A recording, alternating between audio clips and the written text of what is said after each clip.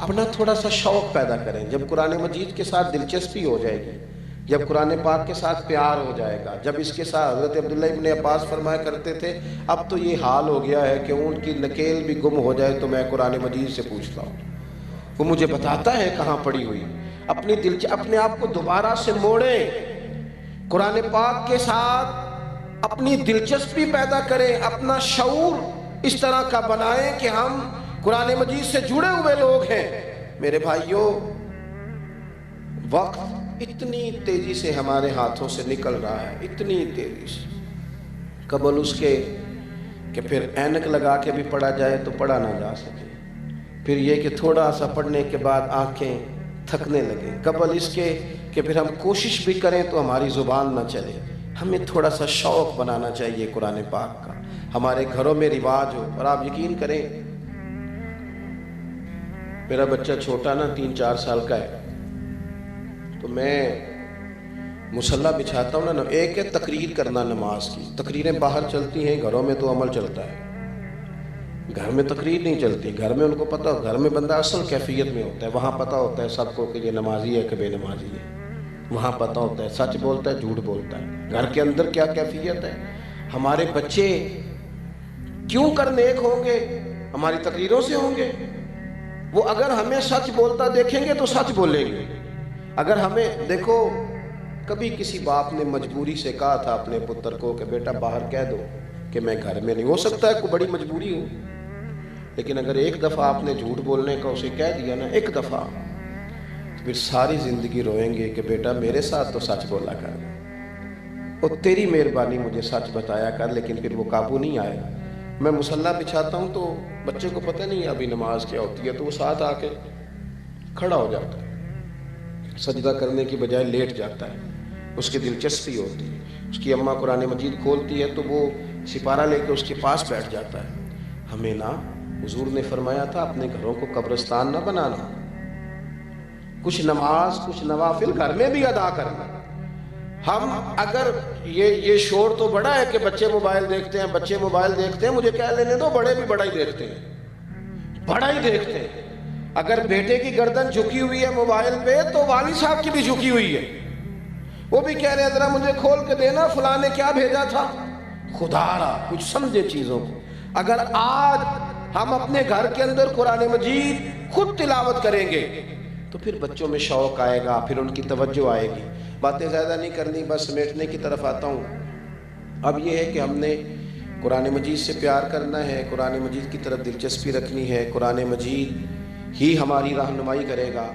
اب قرآن مجید کے فروغ میں بھی اپنا کردار ادا کرنا ہے.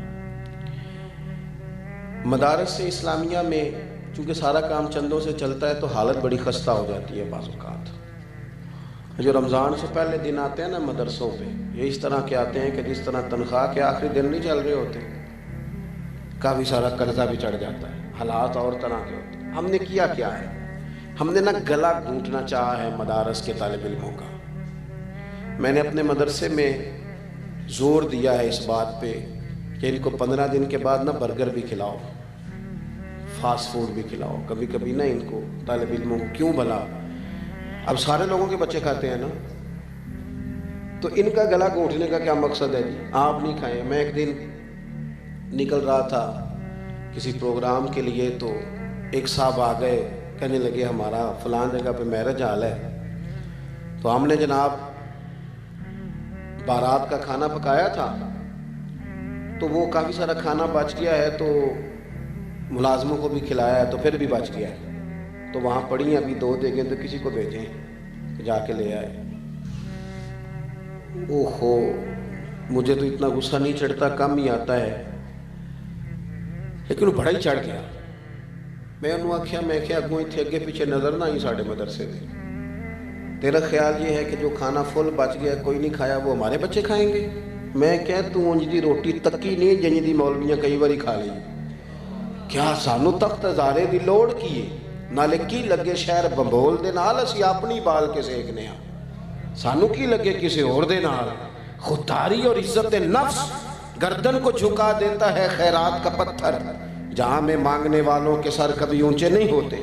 آپ کس طرح کی بات کر رہے ہیں؟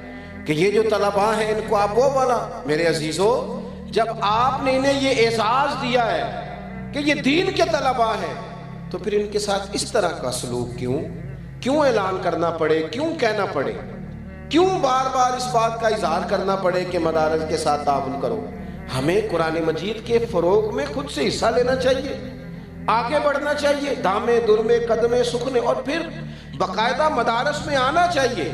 میں کہا کرتا ہوں کہ جو بڑے لوگ ہیں نا ان کو بھی مدارس میں آنا چاہیے، آ کر بیٹھنا چاہیے، اساتذہ کے پاس بیٹھنا چاہیے. یہ علماء کی صحبت، اس کا اجر جو قیامت کے دن ہوگا وہ دیکھنے والا ہوگا. اور اعلیٰ حضرت رحمۃ اللہ علیہ سے جب کسی نے پوچھا کہ عالم کس طرح سے علم حاصل کرتا ہے کوئی طالب علم، تو اعلیٰ حضرت فرمانے لگے کہ کتب بینی سے بھی علم آتا ہے، پر سب سے زیادہ صحبت علماء سے آتا ہے.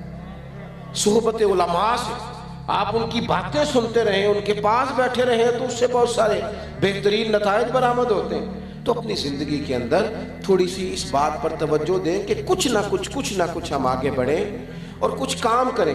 ایک تو جو ذہین بچہ ہو، قابل بچہ ہو، لائق فائق بچہ، اس کو لائے مدرسے میں داخل کرائیں، اور پھر یہ کہ اس کی پوری سرپرستی کریں، اس کی رپورٹ دیکھیں، اس کا آنا جانا دیکھیں، اس کی سوچ کو دیکھیں، اس کے اساتذہ کے ساتھ باقاعدہ گفتگو میں رہیں، مدارس اسلامیہ کی مضبوطی میں کردار ادا کریں. بات ختم کرتا ہوں. محمود غزنوی کہتے ہیں میں رات کو گشت پہ تھا، سفر کر رہا تھا. بہت سارے لوگ ایسے ہوتے ہیں جن کے حاشیہ خیال میں کچھ سوال چبھنے لگتے ہیں، اور سوال کوئی ایسا ہونا تو وہ پوچھ لینا چاہیے، تسلی کرنی چاہیے اپنی. کچھ لوگ ایسے ہوتے ہیں جو سوالات کے جوابات تلاش نہیں کرتے، تو پھر آہستہ آہستہ وہ اتنے ڈبل مائنڈڈ ہونے لگ جاتے ہیں کہ کوئی کسی چیز پر بھی ان کو تسلی نہیں رہتی. محمود غزنوی کہتے ہیں 3 سوال بڑے پریشان کرتے تھے. ایک تو ذہن میں یہ خیال آتا تھا کہ میں واقعی صدق الدین کا بیٹا ہوں، اور دوسرا خیال یہ آتا تھا کہ معاذ اللہ ثم معاذ اللہ نقل کفر نہ باشد، قیامت واقعی قائم ہوگی. اور تیسرا میں دیکھتا تھا کہ یار یہ مولوی ان کو روٹی کوئی کھلاتا ہے اور رہنے کو جگہ کوئی دیتا ہے، اور اتنی بڑی بات، اتنی بڑی حدیث سناتے ہیں کہ علماء انبیاء کے وارث ہیں. یہ وارث ہیں انبیاء کے. ظاہری حالات کے مطابق کہتے ہیں 3 باتیں بڑی کھٹکتی تھی طبیعت میں، پریشان کرتی. ایک دن میں گشت پہ تھا، رات کا ٹائم تھا. ایک طالب علم کو میں نے دیکھا وہ کہیں بیٹھ کر سبق یاد کر رہا ہے. ایک ہندو بنیے کی دکان تھی کھتری کی، اس کے اندر لالٹین جل رہی تھی. ایک اینٹ نکلی ہوئی تھی، چھوٹا سا روشن دان تھا، تو وہاں سے روشنی چھن چھن کے آتی. طالب علم کے پاس کتاب تھی، وہ سامنے کرتا روشنی کی عبارت دیکھتا، پھر وہ جا کے یاد کرتا. کہتے میں دور سے اسے دیکھتا آ رہا تھا، پھر میں رک گیا. ویسے میں نے دیکھا ہے پڑھتے بھی زیادہ غریب لوگوں کے بچے، غریب لوگوں کے بچے، ان کے پاس ذرا وسائل، جو ادھار کتاب لے کے پڑھتے ہیں وہ سبق جلدی یاد کرتے ہیں. جن کو آسانی زیادہ ہو جاتی ہے ان کے لیے کئی دفعہ مشکلات بڑھ جاتی ہیں، ذہن ہی نہیں جمتا. محمود کہتے ہیں وہ عبارت دیکھتا پھر یاد کرتا. مجھے اس کا شوق علم بھا گیا. میں قریب گیا، میں نے جا کے کہا کہ بیٹا تم لالٹین خرید کیوں نہیں لیتے؟ تو کہتے اس نے چمکتی آنکھوں سے میری طرف دیکھا، کہنے لگا میں اتنی وسعت نہیں رکھتا، گنجائش نہیں ہے. اور پھر وہ تیزی سے قدم بڑھا کے آگے جانے لگا. تو میں نے بازو تھام کے کہا بیٹا اگر تم اجازت دو تو ایک لالٹین کا بندوبست میں کرتا ہوں، ان 2 لوگوں کی ذمہ لگاتا ہوں، جب تیل ختم ہوگا تمہیں تیل پہنچائیں گے. کہتے ہیں اس نے حامی بھی بھری اور بہت زیادہ نہیں، ہلکے لفظوں میں جزاک اللہ کہا. طالب علم رخصت ہو گیا. محمود کہتے ہیں پہلے بھی میں سویا کرتا تھا، پر جتنی اچھی نیند آ جائی نا، عشاء پڑھ کے میں جیسے ہی لیٹا، اتنی خوبصورت نیند، اتنا دل کو سکون. ایک نیکی ہوتی ہے اشتہار چھپوانے کے لیے، نام لکھوانے کے لیے، ایک ہوتی ہے اللہ کو راضی کرنے کے لیے. یہ جو نیکی دل کو سکون دیتی ہے وہی ہوتی ہے جو نیکی فقط اللہ کی رضا کے لیے کی جائے. کہتے ہیں میں لیٹ گیا، مجھے کیا خبر تھی کہ میرے آج نصیب کھل جائیں گے. چر ہویا مینوں ترلے لیندیاں، کدی موڑ میرے ولواگاں، خواب میری وچ ایک وار جے آویں میں ساری عمر نہ جاگاں. کہتے ہیں میں نے عجیب منظر دیکھا کہ پورا میرا کمرہ روشن، خوشبوئیں پھیلنے لگیں. نظر اٹھی تو سامنے بدوہا کا چہرہ موجود ہے. کہتے ہیں محبوب کریم علیہ السلام نے نا، سنیں اللہ جزا دے، ذرا سنیے، فرماتے ہیں کہ